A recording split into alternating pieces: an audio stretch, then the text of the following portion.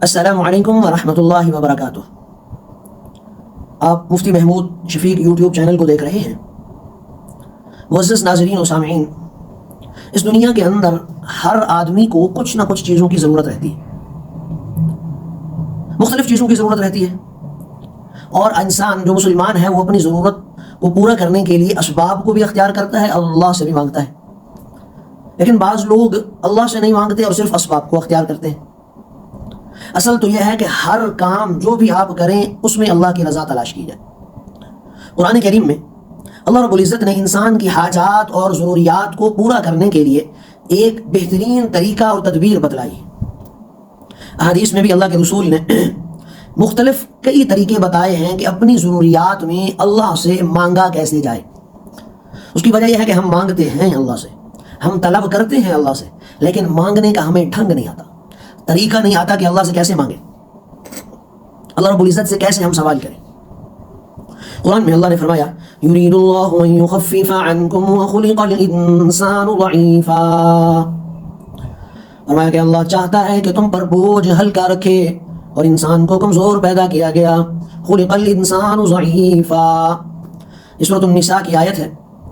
یہ در حقیقت ہمیں قدم قدم پر نظر آتی ہے، بشرط یہ کہ انسان عقل و فکر رکھتا ہو، وہ سوچنے اور سمجھنے کی صلاحیت رکھتا ہو، مشاہدہ ہوتا ہے، ہمارا تجربہ ہمارا ہوتا ہے کہ ساری چیزیں اس کائنات میں جتنی بھی ہیں وہ ساری کی ساری انسان کے اختیار میں نہیں ہیں۔ بعض چیزیں ہمارے اختیار میں ہیں، بعض ہمارے اختیار میں نہیں ہیں، بعض پر ہمیں مکمل قدرت ہے اور بعض چیزوں پر ہماری قدرت نہیں ہوتی۔ انسان اگر اپنے جسم کو دیکھ لے، اپنے اعضاء کو دیکھ لے، تو اندرونی اور بیرونی اعضاء میں سے بھی بھاری تعداد ان اعضاء کی ہے کہ جو انسان کے اختیار میں نہیں ہو، جو انسان کی قدرت میں نہیں ہو۔ اس لیے انسان اپنے ان اعضاء کو درست کرنے کے لیے، ان کی صحت کو بحال رکھنے کے لیے غذا، دوا اور علاج کے ذریعے سے اس ضرورت کو پورا کرتا ہے۔ اور کچھ ضرورتیں دوا، غذا اور علاج سے پوری ہو جاتی ہیں، کچھ ضرورتیں پھر بھی باقی رہ جاتی ہیں، اور جو ضرورتیں پوری ہو جاتی ہیں ان پر شکر کرنا واجب ہو جاتا ہے کہ اللہ کا شکر ادا کیا جائے، رب العالمین کے سامنے سجدہ ریز ہویا جائے، اور جو ضرورتیں باقی رہتی ہیں ان ضرورتوں پر صبر کیا جائے، ان حاجات پر صبر کیا جائے، عاجزی دکھائی جائے، اپنے سر کو جھکا لیا جائے، صبر و شکر کیا جائے۔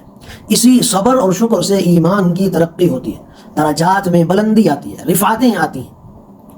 جو حاجتیں سامنے آ رہی ہوں، ہمارے سامنے آ رہی ہوں کہ گھر کی ضرورت ہے، گاڑی کی ضرورت ہے، مال کی ضرورت ہے، شریعت نے ان ضرورتوں کو پورا کرنے کے لیے مختلف اسباب رکھے۔ اللہ رب العزت نے ان ضرورتوں کو پورا کرنے کا بھی حکم دیا، اور انہی ضرورتوں کے لیے اللہ نے اسباب بھی بنائے ہیں، اور انسان کو حکم دیا کہ انسان ان اسباب کو دیکھ کر اللہ سے چیزوں کو مانگے۔ وہ اسباب اگر درست ہیں اور جائز ہیں تو ان کے ذریعے سے عمل کیا جائے۔ اس لیے دنیا کو دار الاسباب کہا جاتا ہے، سبب کیا گھر، اسی سے چیزوں کو مانگا جاتا ہے۔ لیکن تمام اسباب میں، جتنے بھی اسباب ہیں، سب اسباب میں سب سے مقدم سبب دعا ہے، سب سے اعلیٰ ترین سبب جو ہے وہ دعا ہے، کہ انسان دعا کو اختیار کرے۔ اسباب اختیار کرنے سے پہلے یا اسباب اختیار کرنے کے دوران دعا کو انسان لازمی اختیار کرے۔ اللہ مسبب الاسباب ہے، سبب اللہ بناتے ہیں، اس لیے اللہ سے دعا مانگنی چاہیے اپنی حاجت کے لیے، اپنی ضرورت کے لیے، اور پھر جائز اسباب کو اختیار کریں۔ مثلا آپ کو مال کی ضرورت ہے، سب سے پہلے آپ اللہ رب العزت سے اس کے لیے دعا کریں، اللہ سے اس کو مانگیں۔ آپ مانگنے کے بعد پھر کاروبار کریں، مزدوری کریں، تجارت کریں، ملازمت کریں، تاکہ مال حاصل آئے۔ حاجت پوری کرنے کے لیے جو کوشش کرنی چاہیے، جو اسباب اختیار کرنے چاہیے، جائز اسباب اختیار کر کے حاجت کو پورا کیا جائے، اسی کو توکل کہتے ہیں، کہ اسباب کو اختیار کیا جائے، کوشش کی جائے، اور نتیجہ پھر اللہ پر چھوڑا جائے۔ دعا کا اہتمام ایک عبد منیب کے لیے انتہائی اہم اور لازمی ہے۔ عبد منیب کی پہچان ہے کہ وہ ہمیشہ ہاتھ اٹھا کر دعائیں مانگے، وہ اللہ کے حضور دست دراز کرتا ہے، سوال کرتا ہے۔ بالفرض اگر دعا سے وہ حاجت پوری نہیں ہوتی آپ نے جو مانگی ہے، تو بھی عبادت کا آپ کو ثواب مل جائے گا، بلکہ بہت زیادہ ثواب مل جائے گا۔ اور دعا نفلی عبادات سے بڑھ کر ایک مقام رکھتی ہے۔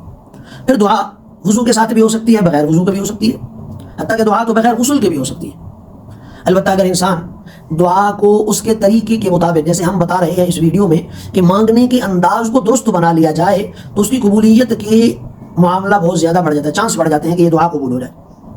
اگر باوضو ہو کے 2 رکعت نماز نفل، جسے صلاۃ الحاجہ کہا جاتا ہے، پریشانی کے وقت کی دعا، پریشانی کے وقت کے نوافل کہا جاتا ہے، اگر وہ 2 رکعت نفل پڑھ کے دعائے حاجت مانگے تو وہ نماز حاجت کہلاتی ہے، اور اس طرح اگر دعا مانگے تو انشاءاللہ دعا کی قبولیت کے زیادہ چانس ہیں۔ رسول اللہ صلی اللہ علیہ وآلہ وسلم کا اپنا طرز عمل یہ تھا کہ جب بھی آپ کو پریشانی اور مصیبت آتی تھی تو آپ نماز میں مشغول ہو جاتے.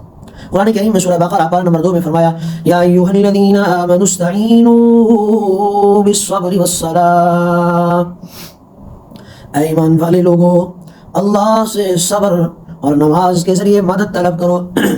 نماز اہم ترین چیز. دعا کی یہ ایک مفصل ترین شکل ہے، ترتیب ہے کہ پہلے وضو ہو، پھر 2 رکعت نماز نفل کو ادا کریں. ترمذی اور ابن ماجہ میں یہ روایت ہے.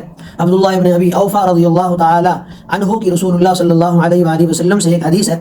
قال علیہ الصلاۃ والسلام من كانت له الى اللہ حاجہ، فرمایا کہ اللہ کے رسول علیہ الصلاۃ والسلام نے فرمایا جس شخص کو کوئی حاجت اللہ سے درپیش ہو تو کیا کرے، او الی احد من بنی آدم، یا اس کو کسی بنی آدم سے کوئی چیز ضرورت ہو، کسی چیز کی پریشانی ہو، تو فرمایا فلیتوضأ، سب سے پہلا کام وہ وضو کر لے، مکمل نماز والا بہترین انداز میں وضو کرے. فلیتوضأ ولیحسن الوضوء، عمدہ انداز میں وضو کرے. ثم لیصلی رکعتین، پھر وہ آدمی 2 رکعت نماز نفل صلاۃ الحاجہ پڑھے. ثم یثنی علی اللہ، پھر اللہ رب العزت پر بعد از نماز ثنا پڑھے، حمد و ثنا کرے، اللہ کی صفات کو بیان کرے. ولیصلی علی نبی علیہ الصلاۃ والسلام، پھر رسول اللہ صلی اللہ علیہ وآلہ وسلم پر درود پڑھے. ثم لیقل، پھر اللہ سے یوں ہاتھ اٹھا کر دعا کرے لا الہ الا اللہ الحلیم الکریم انت رب العرش العظیم الحمد للہ رب العالمین اسألک موجبات رحمتک وعزائم مغفرتک والغنیمة من کل بر والسلامة من کل اثم لا تدع لی ذنبا الا غفرتہ. یہ اس انداز میں اللہ سے دعا مانگے. یہ تھوڑی سی آگے بھی دعا ہے. لا تدع لي ذنبا الا غفرته ولا هما الا فرجته ولا حاجة من حوائج الدنيا الا قضيتها ويسرتها انت ارحم الراحمين.